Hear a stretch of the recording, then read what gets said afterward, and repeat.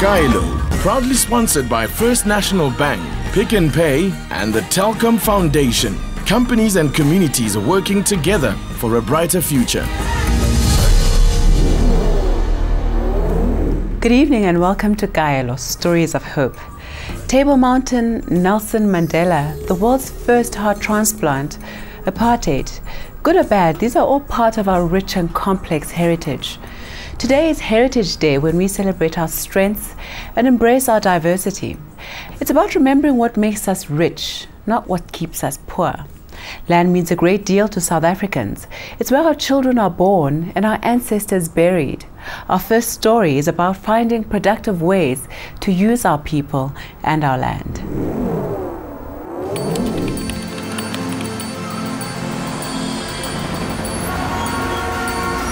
While most of us are caught up in the hustle and bustle of the city, Solomon begins his day in the open air in the warm morning sun. But Solomon's life isn't as easy as it sounds. Like city dwellers, every day he faces his biggest challenge, work, farming the 780 hectares of land that he owns. The first challenge that I noticed was the infrastructure in this farm. But weighed against the potential that I see in the farm, I felt it's just a challenge. It can be overcome. The previous owner did not care much about getting water because he was concentrating much on dry land farming. But I think one needs water, to keep cattle, to keep sheep and goats. One has to have some water reserves. So that's another challenge that I have. Faced with a choice of struggling on his own or seeking help, Solomon approached the Bushveld Farmers Academy in Delmas, Mpumalanga. The academy was created to help emerging farmers like Solomon to turn a love of the land into a productive, thriving business. I heard about Bushveld Farmers Academy about 4 years ago when I was reading one of the quarterly magazines by Standard Bank called AgriView. And there and then I decided to make contact with them because I've always been very interested and passionate about farming. 20 million hectares of land in South Africa has already been earmarked for development as part of the government's land reform policy. But it's not enough just to dish out land. Farmers need to be taught how to work the land. Bushveld Farmers Academy fills the gap. In terms of our successes, we have established over the last 7 years a good reputation for quality training that really addresses the needs of our new farmers. And the results are speak for themselves. We keep in touch with our farmers, we follow them up, we go and visit them on their farms, we make our services available to them. They're able to contact us when they bump into problems. We refer them to appropriate commodity organizations, and so we're really there to support them until they're on their feet. Support has come from sources like Standard Bank, which has committed 750,000 rand to the academy for training and materials. For a bank focused on community upliftment, skills development is only the first step. What we do then is we go through a second phase where we help the farmer help other farming people around their community so that they form clusters. So in that way, you are not just making an investment in a single entrepreneur, but you're helping the entrepreneur uplift the whole community around them. It's a gradual process. It takes a bit of time, but we are willing to invest in that process and in the amount of time that it takes so that we see in the end total upliftment of total communities. Up to 60% of the trainees who start at the Bushveld Farmers Academy go on to develop a successful farming business. It's the combination of theory as well as the practical hands-on experience that gives people like Solomon what he needs to grow his dream of becoming a farmer. Programs that emerging farmers can enroll in would be training on technical know-how, training on farm business management, cooperative development, project management, marketing, and a lot of other relevant courses which will be for the farmer. Mina vele mangisuka la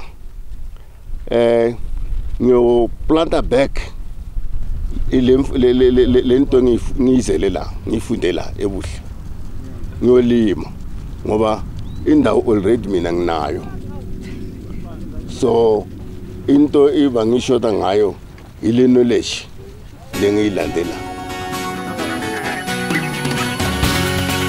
The crop course that Solomon took at Bushe Farmers Academy has given him the confidence to begin living his dream of bringing in his first maize harvest and rearing healthy livestock on this land. The most important aspect for emerging farmers is to acquire skills, and skills. That can never be overemphasized, because going into farming, one has to have skills.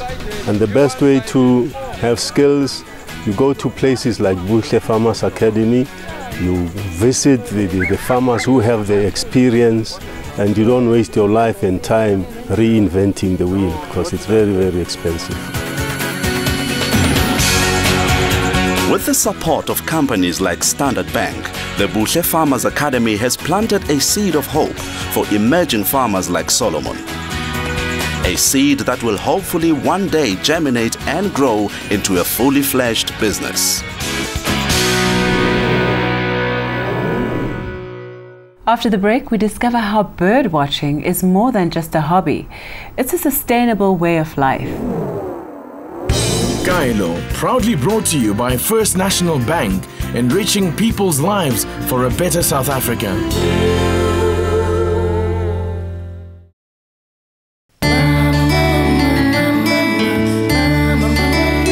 Pick and Pay, helping realize the South African dream.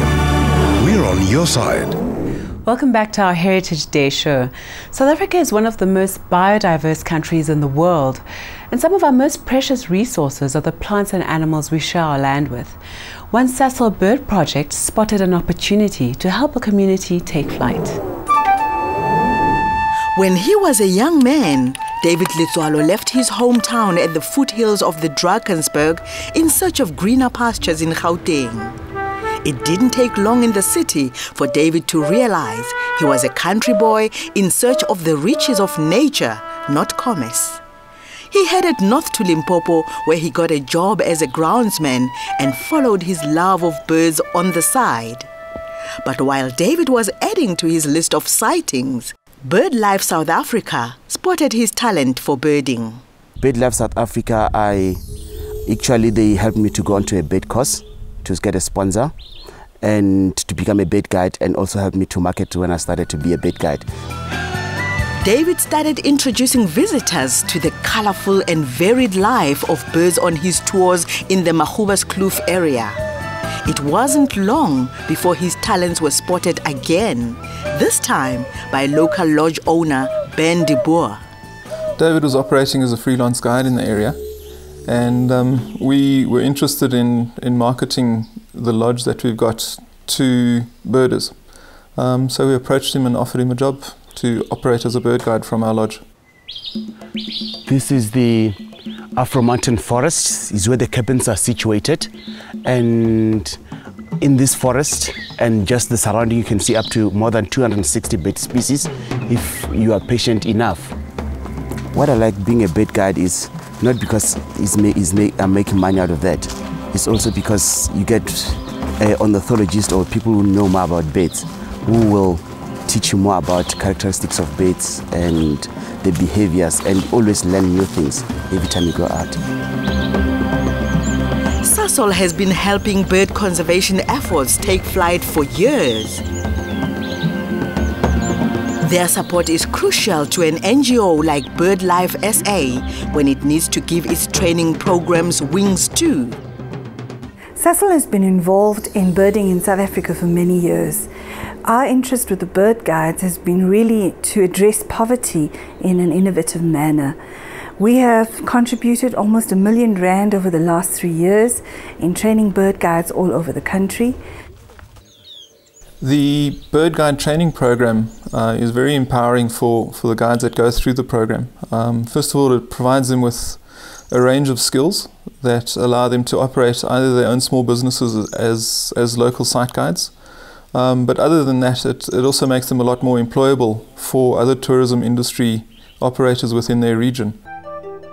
And it's not just the tourists who are benefiting from David's expertise. David runs bird clubs at local schools as part of the Eco Schools program. As a coordinator on the program, David teaches and shares with future generations why we need to protect the natural treasures they should inherit. Eco Schools is actually an international program, and what it does is it invites schools to register to become an eco school in a period of a year. What a school has to then do is actually improve their environmental footprint in that year, and they can do that in a number of different ways depending on their interests.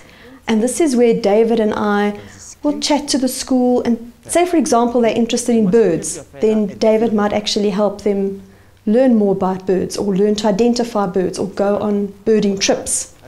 And the other thing is that we also encourage teachers to actually make lesson plans where environment is included. I've got 2 feathers, okay? What do you feel when you feel the feather? Mošomo lo dirang wa khatlisha nka rata go dira ke gotse gore ke kgone go tsebisha setšhaba sa gešo ka diphoofolo tse dintšhi le metlhare. For someone who gives so much of his time and energy to conserving the local ecosystem, it was only fitting that he be given something equally precious in return. The award which I won this year, it was in June. It was to being the best local bird guide in the country, in the history of the bird guide, the trained guides, local guides in the country. And it was an Eagle Award, which was awarded by BirdLife South Africa. In the 3 or 4 years that I've been working with David, his development has been dramatic. We've seen him go from a local site guide, and he's now registering his own business and moving on into becoming a provincial guide. He's operating in a whole range of different habitats, whereas before he was only operating in the forests. He's now operating in the Polokwane Plateau as well as in the Lowveld and Kruger National Park, so there's been a great development with David.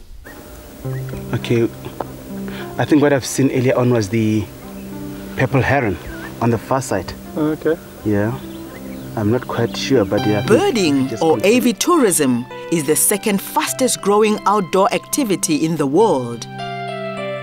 Birds are big business, and South Africa has over 900 species of birds, some of which only fly in our skies.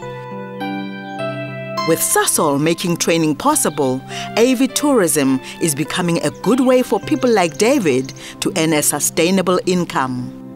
And David motivates young people to want to pursue a career in conservation because they can see he can earn a living doing that. David found the greener pastures he was looking for in the calls of birds, the wonders of nature, and now in the eyes of his daughter as she learns about the birds he loves. With David as her guide, she too will learn to spot, identify, and value the natural riches that are her birthright. Along with our natural resources, our heritage includes the stories of the people and events that have made us who we are. It's a heritage we want to share with future generations. A company that's helping to do just that is Art at Work. From that company, I'd like to welcome Leslie Perkins, my guest tonight. Welcome. Thank you so much for joining us. Thank you for having me.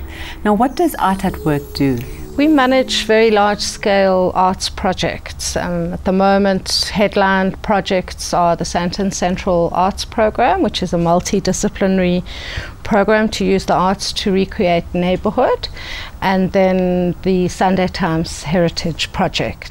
Now, Leslie, why do you think it's so important for us to honor and acknowledge our past and our heritage? So that we can come to terms with our present and our future. I mean, so many of us don't know about our heritage. We know very little about our past, and a public art approach, a heritage approach to our past is a way of animating ideas and stories so that we can make sense of them in our present. Now, Leslie, why have you chosen to commission public artworks across the country instead of, say, in a museum? Sunday Times is a paper for the people. Public artworks, in fact, not only are they public artworks, the majority of them are cited in very public, accessible places. Anybody can access our history and these stories of our history free mahala. Where can people see these artworks? Well, there are about 20 that are already installed. There are 9 installed in Johannesburg, and there are about 4 or 5 installed already in the Eastern Cape and about 8 in the Western Cape, in Cape Town. So they're really all over. Yes, no, it sounds like it encompasses the whole country. It sounds fascinating. Now, where can people get information on the Sunday Times Heritage? The best place, and it's actually relaunching today on Heritage Day, the website for the project, which is an extremely rich resource, and that's www.sundaytimes.co.za/heritage. Thank you so much, and thanks for joining us this evening, Leslie. It was very interesting. Thank you very much. Now, I'm definitely going to keep an eye out for those artworks across the country. After the break, a project aims to get rid of starving artists and create prosperous ones instead. Back in a moment. Kaelo, brought to you by the Telkom Foundation, adding value to the communities we serve.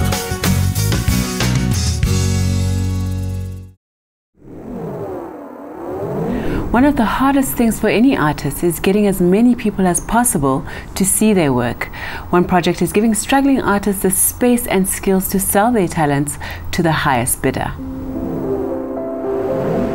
A hawker plying his wares on a street corner, a familiar image all over South Africa, even in a small farming town like Bethlehem. The most familiar image on a street corner for Sibusiso was people and opportunities passing him by. Then in 2005, the Development Bank of Southern Africa recognized him for what he is, a skilled artist in need of support. But instead of buying a few paintings, they invited him to take part in their Soul of Africa exhibition. The art initiative took place in Midrand in 2005. It was quite a different atmosphere. We had about 135 artists taking part within that exhibition. So it was quite a huge exhibition for me. It was a first exhibition that was quite huge for me. The main objectives for us when we actually revived this art exhibition